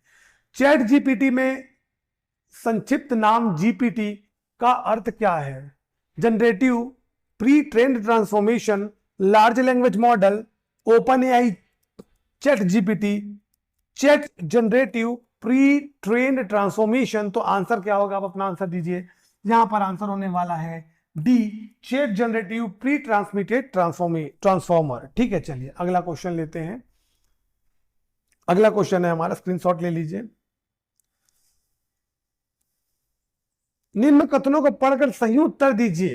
पहला प्रश्न, पहला कथन, ऑप्टिकल डिस्क में डेटा रीड करने के लिए हाई पावर लेजर का उपयोग किया जाता है। दूसरा, ऑप्टिकल डिस्क में डेटा राइट करने के लिए लो पावर इस्तेमाल किया जाता है। तो भाई यहां पर हाई और लो का तो प्रयोग किया जाता है, अपना आंसर पहले कर लीजिए, ठीक है। हाई और लो का तो प्रयोग किया जाता है, परंतु यहां पर खेल को थोड़ा सा उल्टा कर दिया। क्या उल्टा कर दिया है? ऑप्टिकल डिस्क में डेटा रीड करने के लिए हाई पावर लिखा है ना, ये होना चाहिए लो पावर, और यहां पर डेटा राइट करने के लिए लो पावर लिखा है, ये होना चाहिए हाई पावर। तो डेटा राइट करने के लिए हम हाई पावर का प्रयोग करते हैं, रीड करने के लिए लो पावर का प्रयोग करते हैं। तो उत्तर क्या हो जाएगा? दोनों कथन हमारे, ये हमारा आंसर हो जाएगा। दोनों कथन हमारे असत्य है, दोनों ही कथन सत्य नहीं है, ठीक है। चलिए अगला प्रश्न लेते हैं। सुमेलित करना है भाई इसको, उनके निर्माण वर्ष के साथ सुमेलित करना है। ठीक है, 4 ऑप्शन दिए हुए हैं, आप लोग कर लीजिए अपना। ठीक है, सीडी कब बना? तो भाई सबसे पहले बनेगा क्या हमारा? सीडी बनेगा, उसके बाद डीवीडी बनेगा। तो सीडी कब बनेगा? तो 1982 में सीडी बन गया। डीवीडी कब बनेगा? 1995 में डीवीडी बन गया। और ब्लू रे डिस्क कब बन गया? तो सन 2006 में ब्लू रे डिस्क बन गया। तो बिल्कुल सुमेलित जैसे का वैसा ही सुमेलित है यहां पर। तो उत्तर क्या हो जाएगा? 1, 2 और 3। ठीक है, सीडी सबसे पहले बना था। चलिए अगला लेते हैं। अगला क्वेश्चन क्या कहता है हमारा? अगला क्वेश्चन कहता है निम्न में से क्या सही है? वेब क्रॉलर को वेब स्पाइडर भी कहा जाता है। ओके, वेब क्रॉलर का उपयोग सर्च इंजन इंफॉर्मेशन को स्टोर करने के लिए किया जाता है। तो यहां पर 2 कथन दिए हुए हैं और आपको आंसर करना है। मेरा आंसर है यहां पर कि ये दोनों ही कथन जो है मेरे सही होंगे। क्यों सही होंगे?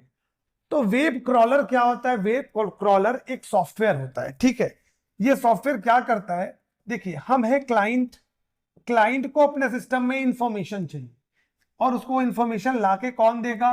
तो उसको लाके देगा कौन इंफॉर्मेशन? सर्वर देगा। ठीक है, सर्वर मान लेते हैं गूगल का सर्वर है, गूगल के सर्वर से इस क्लाइंट को इंफॉर्मेशन चाहिए। तो ये अपने वेब ब्राउजर गूगल क्रोम को ओपन करेगा, उसमें कोई कीवर्ड सर्च करेगा, उस कीवर्ड के बदले में ये सर्वर उसे रिस्पॉन्स देगा सर्च इंजन रिजल्ट पेज के रूप में, बहुत सारे रिजल्ट्स देगा। कैसे देगा? तो सर्वर के अंदर में होता है क्या? Search engine.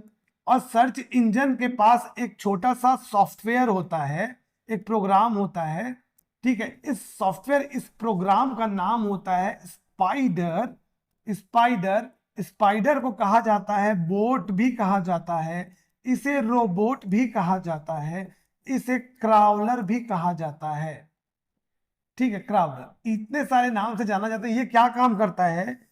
ये भाई सारा इंटरनेट पूरे विश्व में कनेक्टेड इंटरनेटवर्क है, मतलब सारे नेटवर्क का कनेक्शन ही इंटरनेट कहलाता है। मतलब कि सारे कंप्यूटर और सारे विश्व के सर्वर आपस में एक दूसरे से जुड़े हुए हैं। तो ये क्राउलर क्या करता है? ये क्राउलर सारे सर्वर्स में जाता है और जाने के बाद सारे सर्वर की इंफॉर्मेशन को कलेक्ट करके सर्च इंजन में एक लिस्ट बना देता है। और इसी लिस्ट के आधार पर हम कोई भी कीवर्ड सर्च करते हैं तो गूगल हमें क्या कर पाता है? आंसर कर पाता है, रिस्पॉन्स कर पाता है, क्योंकि उसे पता होता है कि जो भी वेबसाइट हम सर्च कर रहे हैं वो किस सर्वर में है। क्योंकि ये क्राउलर क्या करता है? उनके इंफॉर्मेशन लाके यहाँ पर इस लिस्ट में स्टोर कर देता है, इसी वजह से हम पता कर पाते हैं। जी क्लियर है? तो हमारे जो दोनों कथन है यहाँ पर ये सत्य हो जाते हैं। अगला क्वेश्चन लेते हैं। सही जोड़ी मिलाइए। यहां पर कुछ गूगल के प्रोडक्ट्स लिखे हुए हैं और उनके निर्माण वर्ष लिखे हुए हैं, आपको मिलाना है। सबसे पहला गूगल मैप। पहले आप ये देखिए, इनमें से सबसे पहले कौन बना होगा? गूगल का पहला होम पेज सबसे पहले बना होगा। तो गूगल का होम पेज कब बना दो? तो बन गया बी का पहला बन गया। दूसरा, गूगल द्वारा इमेज सर्च इंजन, ये सेकंड क्रम में बना होगा। तो ये कब बना होगा? तो ये बना होगा 2001 में बना होगा, ये आ जाएगा इसका 2। फिर जीमेल पहले बना कि गूगल मैप पहले बना? तो पहले भाई जीमेल बना, कब बनेगा? 3 बनेगा इसमें, मतलब 2004 में बनेगा जीमेल, और गूगल मैप उसके बाद बनेगा 4। तो मतलब देखो 4 1 2 3 कहां पर है? 4 1 2 3, 4 1 2 3 आंसर हो जाएगा हमारा सी। ठीक है, आसान था, एक फैक्ट भी आपको पता चल गया इसके माध्यम से। ठीक है, चलिए अगला प्रश्न लेते हैं। अगला प्रश्न क्या कहता है हमारा? अगला प्रश्न कहता है इनमें से कौन सा सुमेलित नहीं है? सीडी के लिए लाल रंग, डीवीडी के लिए हरा रंग, बीआरडी के लिए नीला और बैंगनी रंग, एचवीडी के लिए आपका आरजीबी रंग, रेड ग्रीन ब्लू कलर। मतलब कि ये बोल रहे हैं कि इन ऑप्टिकल डिस्क को रीड करने के लिए कौन सा कलर जो है सुमेलित नहीं है? तो भाई डीवीडी के लिए जो हरा रंग है ये बिल्कुल भी सुमेलित नहीं है, बाकी तीनों जो है हमारे सुमेलित हैं। चलिए अगले प्रश्न में, निम्न में से कौन सा मेमोरी ऑप्टिकल मेमोरी नहीं है? बीसीडी, डीवीडी, डीवीडी रोम, डीडीआर। तो उत्तर लगाइए अपना। आंसर क्या हो जाएगा जी? डीडीआर जो है वो ऑप्टिकल मेमोरी नहीं है, बाकी हमारी ऑप्टिकल मेमोरी है। अगला क्वेश्चन लेते हैं। अगला क्वेश्चन क्या कहता है हमारा? गूगल सर्च इंजन कितने गीगाबाइट का है? मतलब उसकी गूगल सर्च इंजन की स्टोरेज क्षमता बोल रहे हैं कितना है? 10 मिलियन, 100 मिलियन, 50 मिलियन, इनमें से कोई नहीं। अपना आंसर करिए। मेरा आंसर होगा बी, 100 मिलियन। ठीक है, 100 मिलियन गीगाबाइट इसकी क्षमता है। इनमें से विषम को अलग कीजिए। Google, Bing, Mozilla, Firefox, Baidu, क्या अलग होगा जी? आंसर करिए, बहुत आसान प्रश्न है। आंसर हो जाएगा हमारा Mozilla Firefox. Google, Bing, Baidu तीनों सर्च इंजन है। मोजिला फायरफॉक्स क्या है? एक वेब ब्राउजर है। अगला क्वेश्चन लेते हैं। गूगल में कारपोरेट शुभंकर का नाम क्या है? क्रोम, एंड्रॉइड, गूगल डूडल, उपरोक्त में से कोई नहीं। तो कहने का यह मतलब शुभंकर मतलब एक ऐसा निशान जो कोई कंपनी अपने लोगों के तौर पे प्रयोग करती है, उसको हम लोग जनरली शुभंकर के तौर पे कहते हैं। तो यहां पर गूगल ने अपना शुभंकर कोई भी प्रयोग नहीं किया है। उत्तर आ जाएगा डी। अब यह बात आ गई गूगल डूडल की। तो गूगल डूडल वो लोकेशन होता है जहां पर गूगल के ऊपर में जो गूगल आप लिखा हुआ दिखाई देते हैं ना, उसे ही कहते हैं हम लोग क्या? गूगल डूडल, जो कि समय के अनुसार क्या होता है? बदलता रहता है, चेंज करते रहते हैं उसको गूगल कंपनी वाले। ठीक है, चलिए अगला क्वेश्चन लेते हैं। अगला क्वेश्चन हमारा क्या कहता है? अगला क्वेश्चन कहता है ऑप्टिकल डिस्क के बारे में निम्न कथनों को पढ़िए। यह पॉलीविनाइल कार्बोनेट के से बनी पतली परत है। इसमें मैग्नेटिक लेप के रूप में आयरन ऑक्साइड का प्रयोग किया जाता है। ठीक है, यहां पर 4 ऑप्शन दिए, बताइए इसका उत्तर क्या होगा अपने हिसाब से आप लोग। ठीक है, बड़ा आसान सा क्वेश्चन है। इसको पहले भी इसके विषय में थोड़ा सा डिस्कशन हुआ था। अगर ध्यान होगा तो आप उसको आराम से क्रैक कर लोगे। बताइए, तो यहां पर हमारा क्या उत्तर होगा? पहली बात तो यह पॉलीविनाइल क्लोराइड से बनी है। ये पीवीसी का बना है क्या? ऐसा तो नहीं, मैंने बताया था प्लास्टिक। पॉलीकार्बोनेट हमने सर किया था ना थोड़ी देर पहले। तो पहला ऑप्शन तो हमारा हो जाता है गलत। ये पॉलीकार्बोनेट प्लास्टिक का बना हुआ है। इसमें मैग्नेटिक लेप बिल्कुल गलत, क्योंकि इसमें मैग्नेटिक लेप बिल्कुल भी नहीं चढ़ी होती है। आयरन ऑक्साइड का परत नहीं चढ़ा होता है। आयरन ऑक्साइड मैग्नेटिक डिस्क में चढ़ा होता है, इसके ऊपर एल्यूमिनियम ऑक्साइड का परत चढ़ा रहता है। ठीक है, तो दोनों ही गलत है, मतलब कि उपरोक्त में से कोई नहीं। ये हमारा आंसर होगा सी। अगला क्वेश्चन लेंगे। ऑप्टिकल मेमोरी के संबंध में निम्न कथनों में से कौन सा कथन सही नहीं है? ऑप्टिकल डिस्क में ट्रैक गोलाकार होता है, सेक्टर आपस में बराबर होते हैं। तो बताइए क्या होगा इसका आंसर? ट्रैक्स और सेक्टर्स में भी थोड़ा देर पहले ही मैंने सीडी में जो ट्रैक्स और सेक्टर्स के विषय में आपको जानकारी दी है।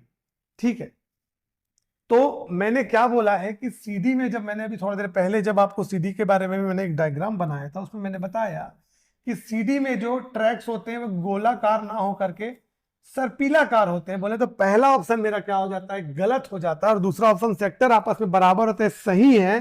तो आंसर हो जाएगा बी। पहला कथन असत्य है, दूसरा कथन हमारा सही है। ठीक है, अगला प्रश्न लेते हैं। गूगल का मिशन वक्तव्य क्या है? दुनिया को एक बेहतर जगह देना, बनाना, दुनिया भर की जानकारी को व्यवस्थित करना और इसे सार्वभौमिक रूप से सुलभ और उपयोगी बनाना, लोगों को जरूरत पड़ने पर जरूरत की जानकारी जोड़ना। उपरोक्त सभी। आंसर यहां पर हो जाएगा बी। दुनिया भर की जानकारी को व्यवस्थित करना और इसे सार्वभौमिक रूप से सुलभ और उपयोगी बनाना। ठीक है, चलिए अगला प्रश्न की तरफ आगे बढ़ते। अगला प्रश्न लेते हैं हमारा। निम्नलिखित में से कौन सा गूगल की मूल कंपनी है? Meta platform Inc, Alphabet INC, Amazon INC, Microsoft. तो यहां पर देखिए आंसर क्या हो जाएगा हमारा? Alphabet INC. बी हमारा आंसर हो जाएगा 56 का। ठीक है, अल्फाबेट आईएनसी जो है वो गूगल का एक मूल कंपनी है। वहीं पर जब मेटा प्लेटफॉर्म की बात आती है, मेटा आईएनसी की बात आती है, तो याद रखना आपका फेसबुक, आपका इंस्टा और आपका कौन सा व्हाट्सएप, ये पूरा मेटा इंक्स के अंदर में आता है भी, है ना। चलिए अगला लेते हैं। निम्नलिखित में से किसका प्रयोग वर्ल्ड वाइड वेब पर यूआरएल के माध्यम से जानकारी को पुनर्प्राप्त करने के लिए किया जाता है? Web server, client, cookie, web browser. तो अगर आपको अपने सिस्टम में जानकारी चाहे पहली बार प्राप्त करनी हो, चाहे पुनर्प्राप्त करनी हो, चाहे बार बार प्राप्त करनी हो, आपको जब प्राप्त करनी है तो आप किसमें प्राप्त करोगे? आप गूगल खोलोगे, वेब ब्राउजर में प्राप्त करोगे। ये गूगल वेब ब्राउजर है, तो मतलब उत्तर क्या हो जाएगा हमारा यहां पर? डी। अगला क्वेश्चन लेते हैं।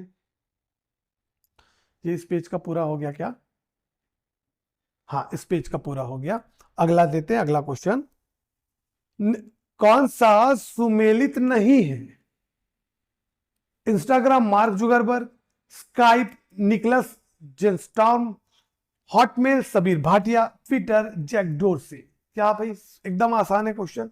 आंसर हो जाएगा मार्क जुकरबर्ग। तो भाई फेसबुक वाला, इंस्टाग्राम वाला कैसे हो जाएगा? ये हमारा सुमेलित नहीं है, बाकी जो है हमारा सुमेलित होगा। ठीक है, तो इंस्टाग्राम में क्या आ जाएगा? केविन सिस्ट्रॉम और माइक क्राइगर। क्या केविन सिस्ट्रॉम और माइक क्राइगर? कब? सन 2010। केविन सिस्ट्रॉम, माइक क्राइगर आ जाएगा इंस्टाग्राम में। ठीक है, चलिए आगे बढ़ते हैं, अगला क्वेश्चन लेते हैं। वेब स्टोरेज फीचर किस सर्च इंजन के डिस्कवर फीड में देखने को मिलता है? Bing, Google, Yahoo, Yandex. तो आंसर यहां पर हो जाएगा हमारा गूगल में हमको यह देखने को मिलता है। अगला क्वेश्चन लेते हैं।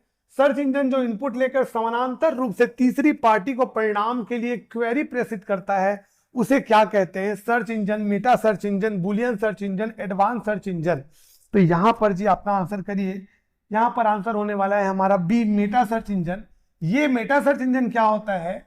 विश्व के सारे सर्वर्स के साथ, ठीक है, सारे सर्च इंजन, हर मान लेते हैं गूगल है, याहू है, बिंग है, सबका अपना सर्वर है, सबका अपना सर्च इंजन है। इन सारे सर्च इंजन से इंफॉर्मेशन लेगा और एक अपना अलग से सर्वर बना रहेगा। उसके माध्यम से ये थर्ड पार्टी को, किसी भी व्यक्ति को, उसके क्लाइंट को इंफॉर्मेशन प्रोवाइड करेगा। वो कहलाता है मेटा सर्च इंजन। जैसे कि गूगल, गूगल स्वयं में एक मेटा सर्च इंजन है।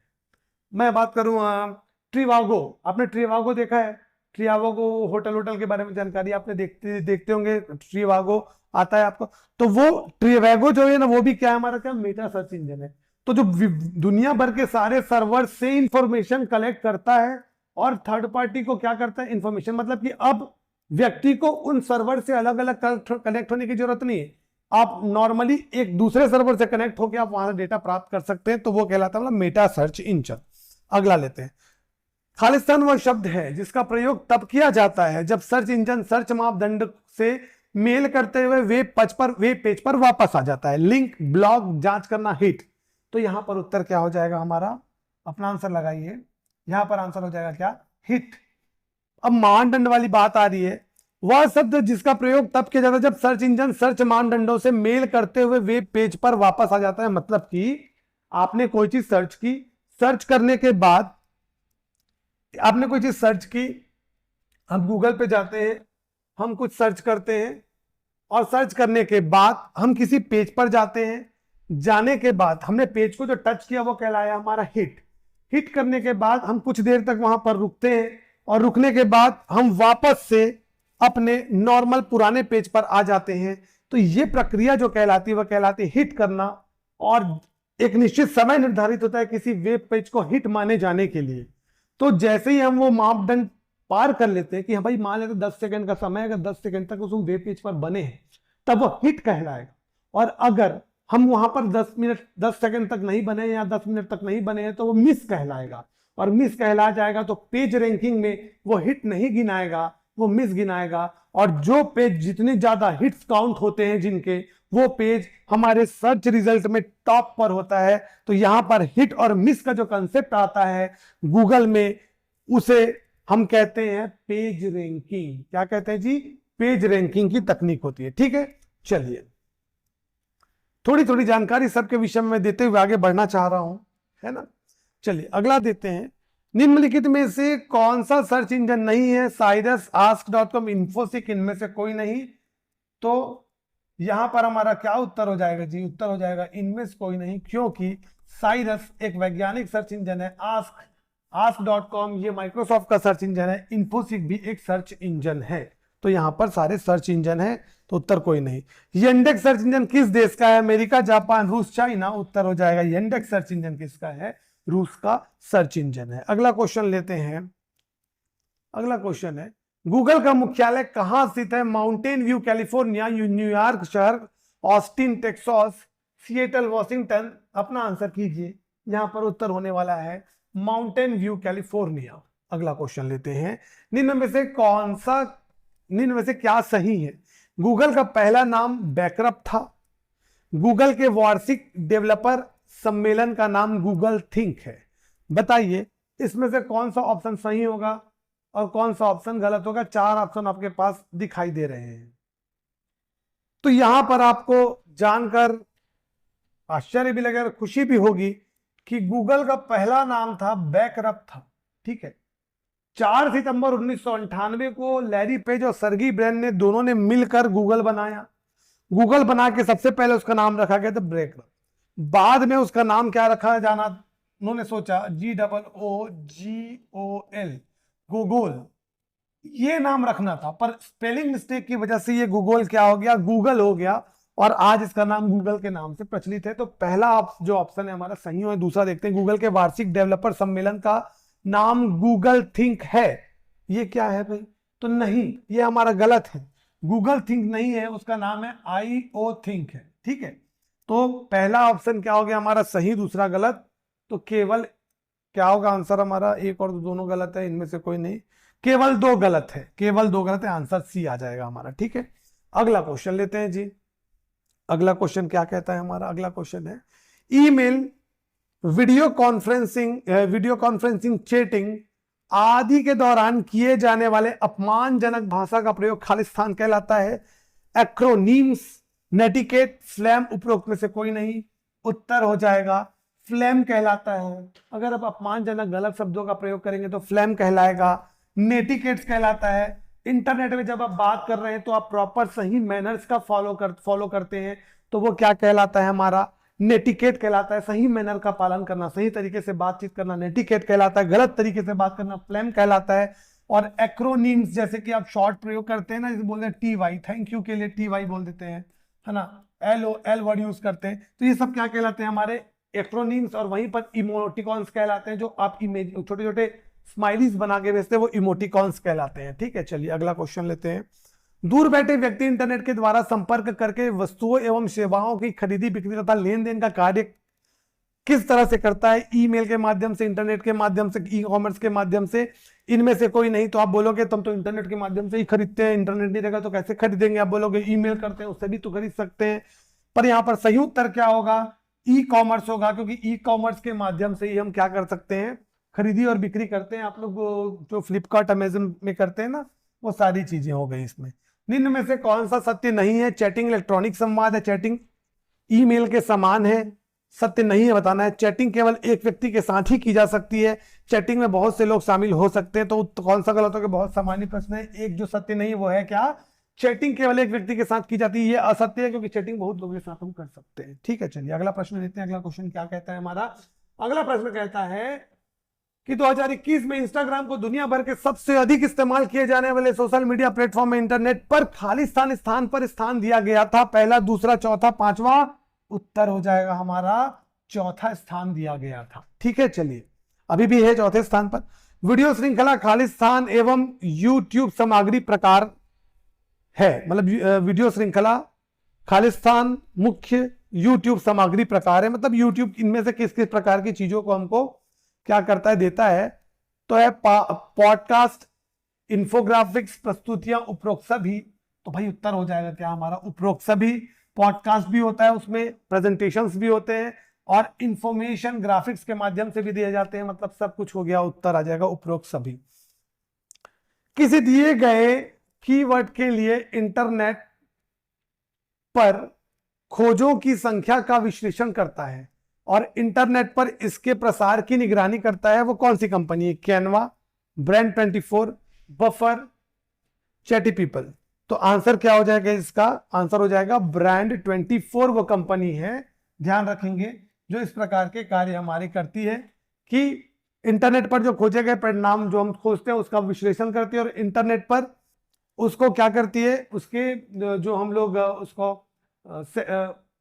मतलब कंपनी के बारे में जो डेटा हम लोग सर्च किए हैं, वो कंपनी कितना ग्रोथ कर रही है, क्या कर रही है, उसके बाकी कंपनीज के अकॉर्डिंग में उसका स्थान क्या है, इन सारी चीजों को हमको कैलकुलेट करके ये बताती है ब्रांड24 नाम की कंपनी, ठीक है।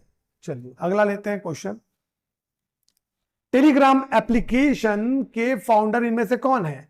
Jan Koum, Pavel Durov, Chris Hughes, Brian Acton. Answer हो जाएगा इसका बी, पावेल दुरो जो है वो टेलीग्राम के फाउंडर है। EULA, यूला का अर्थ है end user live agreement, end user license, M end user license agreement. Answer यहां पर हो जाएगा हमारा C, end user license agreement. ठीक है, ये ध्यान देंगे हम लोग। अगला, निम्न में से कौन सा ई कॉमर्स साइट नहीं है? IRCTC, CNET, eBay, Amazon. तो इसमें से आपका जो ऑप्शन नंबर बी होगा, ये किसी भी प्रकार का ई कॉमर्स साइट नहीं है। बाकी IRCTC से भी आप परचेसिंग करते हैं, eBay और अमेजन से भी आप करते हैं। ठीक है, चलिए अगला क्वेश्चन लेते हैं। अगला क्वेश्चन क्या कहता है हमारा? कंपनीज के बीच ई कॉमर्स को क्या कहते हैं? B2C, B2G, B2B, C2C।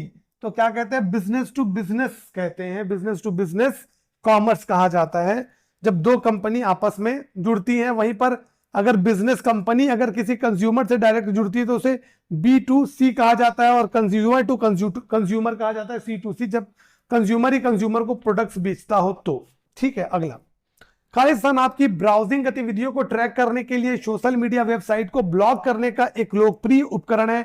Add blocker, social media blocker, fader और ब्लू। तो यहां पर हमारा उत्तर हो जाएगा ब्लू ऐप जो होता है वो सामान्य तौर पर इन काम के लिए किया जाता है, ब्लॉक्स करने के लिए किया जाता है, याद रखेंगे। अगला क्वेश्चन लेते हैं।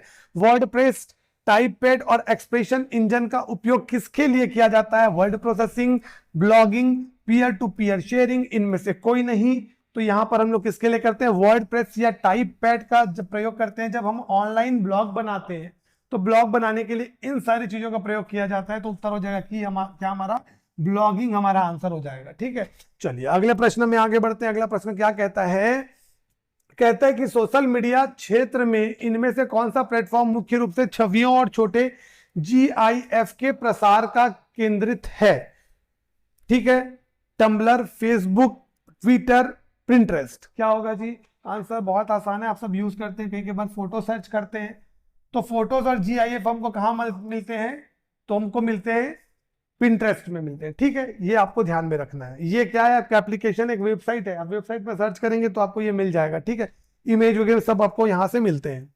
B2B विपणन के लिए कौन सा सोशल नेटवर्क सबसे लोकप्रिय माना जाता है? LinkedIn, Orkut, Facebook, raise.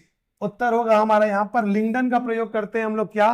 Business to business communications के लिए या ई कॉमर्स के लिए हम लोग इसका यूज करते हैं। इसका लिंक्डइन का, इसके माध्यम से हम दो कंपनीज जो हैं वो आपस में एक दूसरे से क्या करती हैं? मेल के माध्यम से संपर्क कर सकती हैं। ठीक है, चलिए अगला, निम्न कथनों को पढ़िए और विचार कर सही कथन का चुनाव करिए। सर्च इंजन का आविष्कार सबसे पहले अमेरिका में हुआ। ठीक है, पता नहीं। दूसरा, आर्ची सबसे पहला सर्च इंजन है। ओके, ठीक है, तो ये तो सही है हमारा कि जो आर्ची है ये हमारा पहला सर्च इंजन है। दूसरा, ये जो सर्च इंजन को बनाने वाले थे ना वो मेंट्रियल के थे, एलन नाम था आई थिंक उनका। नाम श्योर नहीं हूं, नाम श्योर नहीं हूं ना मैं, वो मेंट्रियल के थे, ये श्योर हूं। अमेरिका का नहीं हुआ था, तो मतलब ये वाला ऑप्शन हमारा गलत हो जाएगा। तो मतलब केवल दो सही है, तो ऑप्शन आ जाएगा हमारा बी। ठीक है, इनका नाम मुझे याद नहीं आ रहा है, बाकी ये अमेरिका के तो नहीं थे, मेंट्रियल के थे जिन्होंने आर्ची नाम का पहला सर्च इंजन बनाया था। ठीक है, नेक्स्ट वीडियो में देख के बताऊंगा। ये तो हो गया है। दो या उससे ज्यादा इमेज को मिलाकर एक नई इमेज बनाने की तकनीक क्या है? Wrapping, animating, morphing, modelling. चर्चा हो चुकी है हमारी, आंसर क्या हो जाएगा? मॉर्फिंग। फोटो दिखाया था ना मैंने आपको, वो वाला। एनालॉग तरंगों को डिजिटल फॉर्मेट में बदलने की प्रक्रिया को क्या कहते हैं? Echo, sampling, sound force, frequency. Analogue तरंग को डिजिटल फॉर्मेट में बदलने की प्रक्रिया क्या कहलाती है? तो यहां तो देखो ऑप्शन रहता है डिजिटाइजेशन रहता, ऑप्शन तो डिजिटाइजेशन कहला जाता वो। ठीक है, परंतु यहां पर डिजिटाइजेशन नहीं है। डिजिटाइजेशन का एक पार्ट होता है सैंपलिंग और दूसरा पार्ट होता है हमारा क्या? क्वांटाइजेशन। तो दोनों भी ऑप्शन में नहीं है, यहां पर तो सैंपलिंग ऑप्शन में है, पर सैंपलिंग ही से तो सिर्फ सैंपलिंग से ही तो डिजिटाइजेशन नहीं हो जाता, पूरा एक प्रोसेस होता है। तो इनमें से एक आंसर आ जाएगा हमारा साउंड फोर्ज आएगा। अब यहां पर साउंड फोर्ज आंसर इसलिए आ रहा है क्योंकि ये सिर्फ साउंड के विषय में बात कर रहा है। तो एनालॉग तरंगों को डिजिटल फॉर्मेट में बदलने की प्रक्रिया, अगर वो तरंगे साउंड प्रकार की हैं तो साउंड फोर्ज के माध्यम से हम उसको डिजिटली कन्वर्ट करके सिस्टम में स्टोर करके रख सकते हैं। एक वीडियो निम्न में से किसके सीक्वेंस से मिलकर बना होता है? तो मैंने बताया पहले I frame, P frame, B frame ने चर्चा की हुई है। तो किससे मिलकर बना होगा? तो ये बना होगा फ्रेम्स से मिलकर बना होता है। ठीक है, चलिए अगला क्वेश्चन लेते हैं। अगला क्वेश्चन क्या कहता है हमारा? अगला क्वेश्चन कहता है निम्नलिखित में से मल्टीमीडिया सिस्टम की क्या विशेषता होती है? ऑप्शन दिया हुआ है उच्च डेटा रेट्स, उच्च स्टोरेज, ए और बी दोनों, इनमें से कोई नहीं। तो आंसर हमारा क्या हो जाएगा जी? ए और बी दोनों। एक मल्टीमीडिया की विशेषता हाई डेटा रेट और उच्च स्टोरेज क्षमता होनी चाहिए जो डिवाइस है उसकी। ठीक है, अगला क्वेश्चन है हमारा, AIFF का पूरा नाम क्या है? Audio internet file format, ASCII to interchange file format, audio interchange file format, audio interchange file folder. Answer हो जाएगा जी हमारा यहाँ पर A, audio internet file format. ठीक है, ऑडियो इंटरनेट फाइल फॉर्मेट हमारा इसका आंसर होगा। अगला क्वेश्चन लेते हैं, निम्नलिखित में से कौन सा कथन सत्य नहीं है? स्नैपचैट की स्थापना 2006 में हुई, याहू की स्थापना 1994 में हुई। बताइए क्या आंसर होगा इसका? ठीक है, तो मेरा आंसर है यहाँ पर कि कौन सा कथन सत्य नहीं है, तो स्नैपचैट की स्थापना 2006 में हुई है, सही नहीं है क्योंकि इसकी स्थापना हुई थी सन 2011 में और याहू की स्थापना 1994 में हुई। ये कथन हमारा सही है। तो ऑप्शन के आधार पर क्या हो जाएगा? एक गलत है, दो गलत है, एक और दो दोनों सही है और एक और दो दोनों गलत है। तो मतलब क्या हो जाएगा हमारा? एक गलत है। तो आंसर हो जाएगा हमारा ए, 93 का आंसर हो जाएगा ए, एक गलत है, बाकी हमारा सही है। अगला क्वेश्चन लेंगे क्या? खालिस्तान किसी भी अन्य वेबसाइट की तरह एक वेबसाइट है, लेकिन इसका उद्देश्य लोगों के शौक, रुचियों, टिप्पणियों, फोटो आदि पर उनकी व्यक्तिगत राय देना है। Protocol, blog, web page, journals. तो भाई इसका आंसर क्या हो जाएगा? ब्लॉग इसका आंसर हो जाएगा, क्योंकि ब्लॉग वो जगह होती है जिसमें व्यक्ति स्वयं एक ब्लॉग बनाता है और उसको अगर कोई शायरी, कोई कविताएं या कुछ इंफॉर्मेशन अपने से शेयर करना है पब्लिक से, तो वो यहां पर कर लेता है। तो ये एक प्रकार का आपका वेबसाइट जैसा होता है ब्लॉग। ठीक है, तो यहां पर आंसर क्या हो जाएगा हमारा? बी, ब्लॉग आंसर हो जाएगा। अगला प्रश्न लेते हैं। अगला प्रश्न कहता है कि किस कंपनी ने AU ऑडियो फॉर्मेट को विकसित किया है? सन, नेटस्केप, एप्पल, सिस्को। ये वन लाइनर फैक्ट्स है, किसने किया है? सन ने किया है। ठीक है, चैटिंग है इंटरनेट स्टैंडर्ड, एक रियल टाइम कन्वर्सेशन नेटवर्क पर संदेश और फाइलों को भेजना। इंटरनेट एरिया जहां किसी विषय पर चर्चा की जा सकती है। तो बहुत ही सामान्य सा है। चैटिंग क्या होता है जी? एक रियल टाइम कन्वर्सेशन होता है जो आप इंटरनेट में करते हैं। ठीक है कि नहीं? क्लियर है। चलो अगला देते हैं, सोशल मीडिया में हैशटैग का प्राथमिक उद्देश्य क्या है? सर्चेबिलिटी के लिए कीवर्ड्स या टॉपिक को चिन्हित करना, किसी पोस्ट में व्यंग या विडंबना दर्शाने के लिए, किसी पोस्ट के लेखक की पहचान करने के लिए, पोस्ट को उनकी भावना के आधार पर वर्गीकृत करने के लिए। तो हैशटैग हम लगाते हैं ताकि सर्चेबिलिटी के लिए हम किसी भी कीवर्ड्स को रीचेबल बना सकें और उसको चिन्हित कर सकें। ठीक है, इसीलिए आप हैशटैग लगाते हो। अगला क्वेश्चन, निम्न में से कौन सा शब्द इंटरनेट ईमेल से संबंधित है? Pie chart, plotter, slide presentation, bookmarks. तो भाई पाई चार्ट तो चार्ट वर्ड बनाने से संबंधित है। पाई चार्ट बनता है ग्राफ्स वगैरह जो बना रहे थे हम लोग MS word, MS power point में बनाते हैं। प्लॉटर एक आउटपुट डिवाइस है। Slide presentation power point presentation का हिस्सा है। तो यहां पर उत्तर क्या हो जाता है? बुकमार्क। किसी भी वेब पेज को या किसी भी मैसेज को हम बाद में पढ़ने के लिए याददाश्त के तौर पर सेलेक्ट करके रखते हैं, उसे हम लोग क्या कहते हैं? बुकमार्क करना कहते हैं। ठीक है, चलिए अगला क्वेश्चन मैं लेता हूं। अगला क्वेश्चन है, JPEG में ग्रे स्केल तस्वीर का आकार क्या होता है? ये फिर से एक फैक्ट आ गया, तो याद रखना, आप लोग याद रखना, 8x8 पिक्सल्स में क्या होता है? हमारा JPEG के ग्रे स्केल का आकार होता है, इमेज का स्टैंडर्ड साइज होता है। अगला क्वेश्चन, MPG-2 को खालिस्तान डेटा रेट के साथ उच्च गुणवत्ता वाली DVD के लिए डिजाइन किया गया था। तो MPEG-2 प्रकार का आपको डेटा रेट याद रखना है। यह भी फैक्ट है आपका, 3 से 6 MBPS, 3 से 6 MBPS। अगर इस प्रकार के प्रश्न आएंगे तो ये सारी चीजें को आपको समझ के, पढ़ के, याद करके रखना है। यहां पर जो वन लाइनर फैक्ट्स आपको मिलते चले जा रहे हैं। फेसबुक पोस्ट के लिए अनुशंसित छवि का आकार क्या है? एक फेसबुक पोस्ट में जो फोटो आप लगाते हो उसके हाइट एंड विड्थ का जो रिजोल्यूशन है वो कितना है वो देखना है। तो यहां पर हमारा आंसर हो जाएगा बी, 1200 से 630 पिक्सल जो होता है वो उसका स्टैंडर्ड साइज होता है। अगला क्वेश्चन, आप ट्विटर पर एक ट्वीट लिख रहे हैं और आप अधिकतम कितने वर्णों का उपयोग उस ट्वीट को लिखने के लिए कर सकते हैं? ऑप्शन है 280, 140, 120, 100। उत्तर हो जाएगा हम 280 शब्द का प्रयोग कर सकते हैं, उससे ज्यादा हम लिख नहीं सकते ट्विटर के मैसेजेस को। ठीक है, चलिए अगला प्रश्न लेते हैं।